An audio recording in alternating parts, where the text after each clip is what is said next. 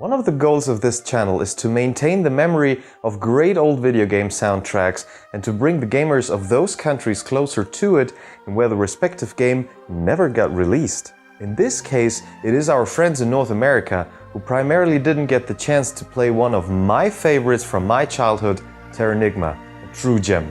Stay tuned.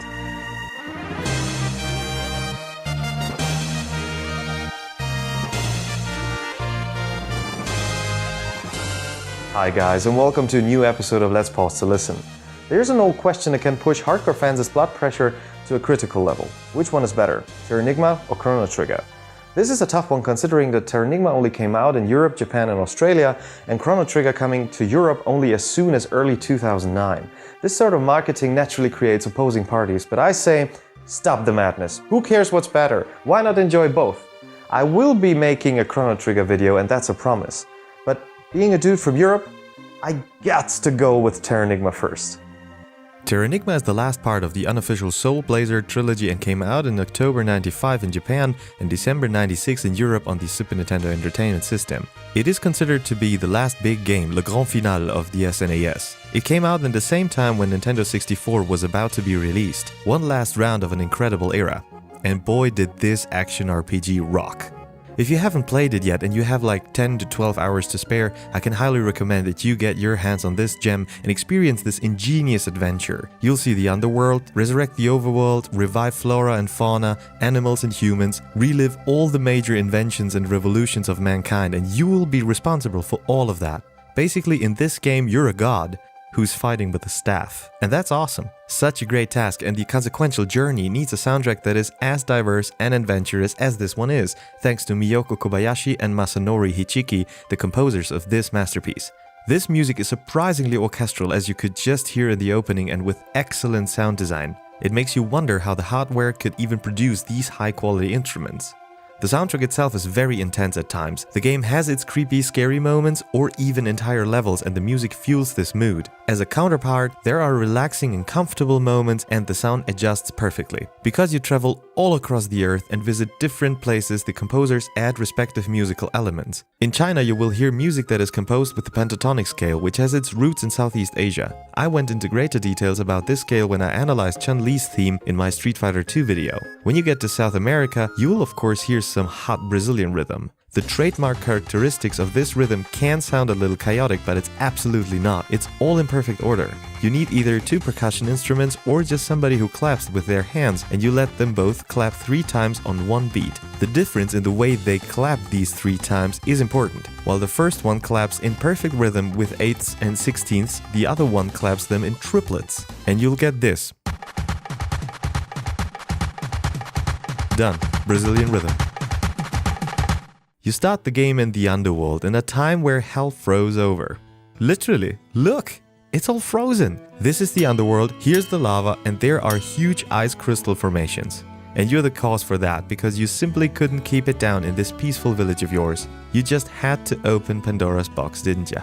The track Hometown is portraying the calmness of this little village. Now listen to this clean guitar sound. I mean, there are guitar plugins you can buy today for money which don't sound as good as that. This track is used again later in the game when you visit the hometown of Mei Lin. It conveys the peacefulness this town represents for her. It's her only way to cope with the loss of her parents, but things are about to change after you decide to rest for a while. The illusion spell of Mei Lin wears off and you see the town for what it really is.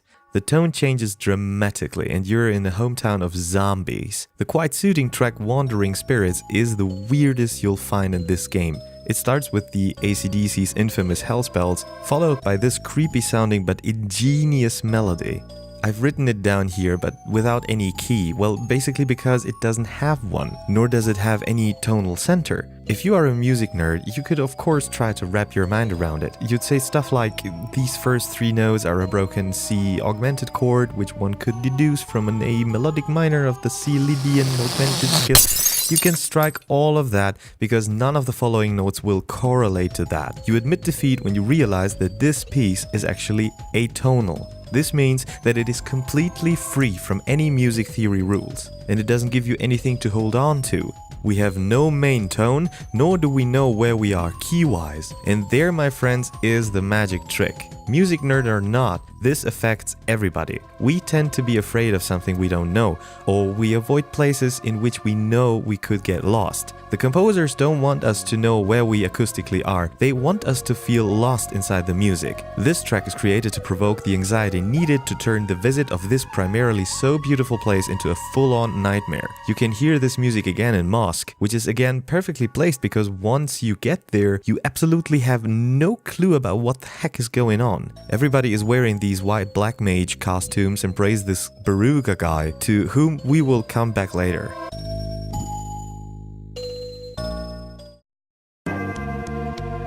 As soon as you enter one of the houses of the zombie town, you hear one of many awesome level soundtracks, and this one you've heard already in the first level on the light side. Again with the hell spells and the creepy choir, but the alarming element is hidden in the beginning of both of the two melodies.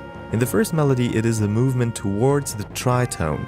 Now the tritone is an interval of 6 semitones or 3 whole tones, hence tritone, and in unison sounds like this.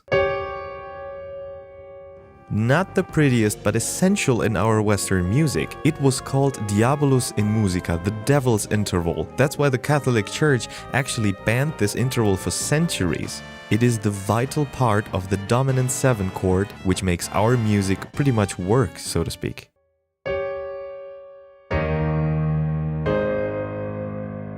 And it is also the beginning of the Simpsons theme. The second melody is played by the trumpets. It is a downward movement here, but solving away from the tritone. One of the more prominent instruments of the entire soundtrack is the kettle drum. The composers beat the crap out of that thing. And the best example?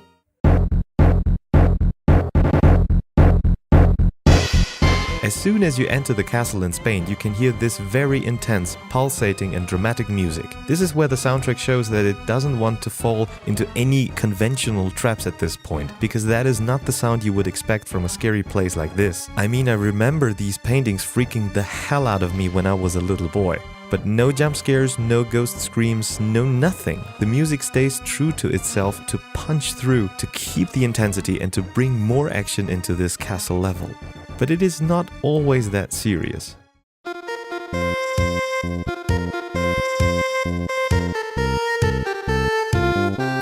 God, I love this one. When you help the little lion Liam with his rite of passage, this sweet and positive music guides you through. The easiness comes with the upbeat bass line and the usage of a snare drum. There's nothing special about this track that we should look closer into. It is just so pleasant that the intensity of the music tones down a bit, even if this still is a serious situation. A joyful contrast to the rest of the level soundtrack like the castle theme or this.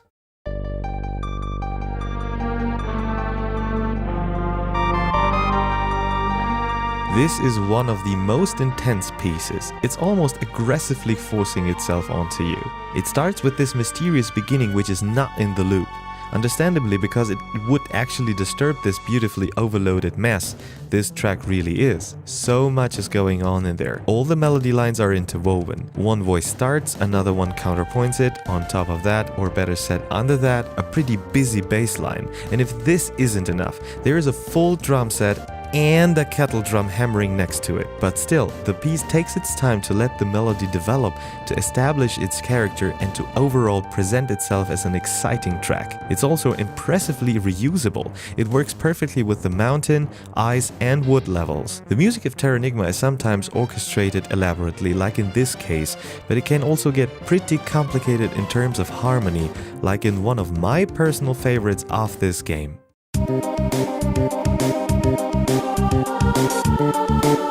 After you had enough of the overglorification of this Beruga guy, you decide to find him and meet the man in person.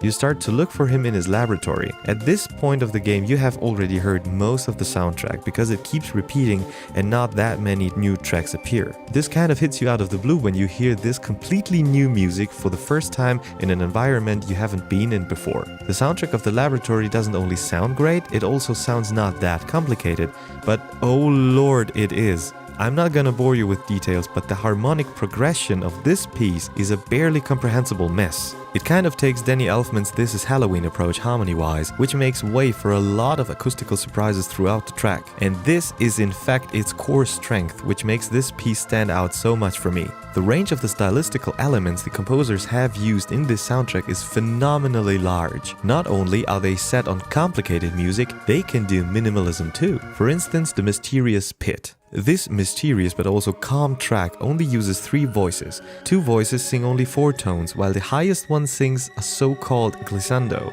a non-interrupted and constant transition from one tone to another. This alone is enough to create a peaceful yet peculiar atmosphere. In another one of my favorites, they use simple harmony. As a kid, I couldn't get enough of this track. When you open a door at the end of the towers in the underworld, you can hear this phenomenal music. It fits the notion, if it sounds good, it's good. There are only these quite fast arpeggios accompanied with a slow-moving bass line. Harmonically, it is just a movement from G minor to F major. Of course, it does make sense to compose something simple for this part, because you visit this kind of outer space place only so briefly. Now let's go back to the frozen hell. I know I said before that the music adapts perfectly to the scene. In this case right here, it actually doesn't. You are in the underworld, the dark side. You'd expect some darker, more negative tunes, right? But nope. This piece is so overwhelmingly positive and full of adventurous energy that you don't want to enter the towers and interrupt the music. Here you can also see how orchestral this soundtrack is. Like in film music, the musical phrases wander through the entire orchestra. One instrument starts and another one picks the melody up. And I cannot go to the final music of the game before I didn't mention the overworld theme, because this one is really clever. As you can see here, this piece is in the key of B minor, although it sounds so light and positive. What gives this melody so much energy right from the beginning is the chord progression in the 3rd and the 4th bar, which enables the bass line to go chromatically upwards. You can see here that the lowest notes are G, G sharp, A sharp, and B again. This gives the melody a lot of momentum to further develop itself. Let's have a listen.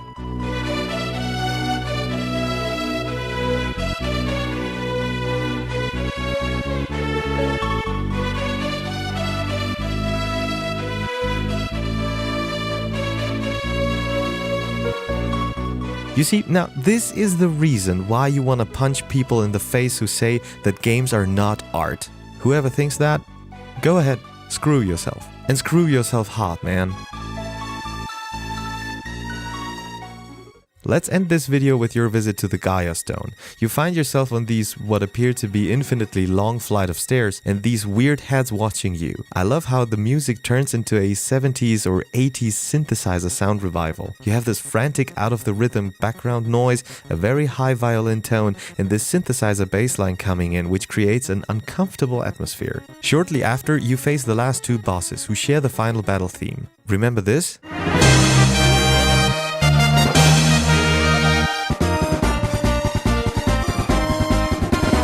The opening music doesn't appear throughout the entire game except for the last boss battle. This calls for some big orchestral instruments, and this piece is worthy of the final battle music. This epic piece represents the perfect climax to an extraordinary game. It can be a very short fight, both of them, because this game is not so well balanced in terms of the leveling system. You overpower quite easily, so much so that you can one-punch these final bosses, and you won't hear the piece in its entirety. But it's just a minor flaw in a wonderful gaming experience. It was very much fun to make this video, not only because of the massive nostalgia that hits me every time I play this game. It is always an enlightening experience to analyze the music I love so much, to look behind the curtain and to find out why it is so great. In this case, we could see a soundtrack which uses every trick in the book to create rich and diverse tracks. All in all, they are exquisitely balanced. There are massive, overloaded and complicated tracks as well as simple ones, creepy music as well as calm and adventurous one. With acoustic surprises and clever composition technique, the composers gave us a timeless soundtrack on top of a timeless game. I would die for a remake, but on the music I wouldn't change a thing. Thank you very much for watching, guys. If you'd like to support Let's Pause to Listen, please like, subscribe and share this video, and let me know in the comments what your favorite tracks from this game are. My name is Nick Hertz, and I'll see you guys again very soon, and until that time, thanks for listening.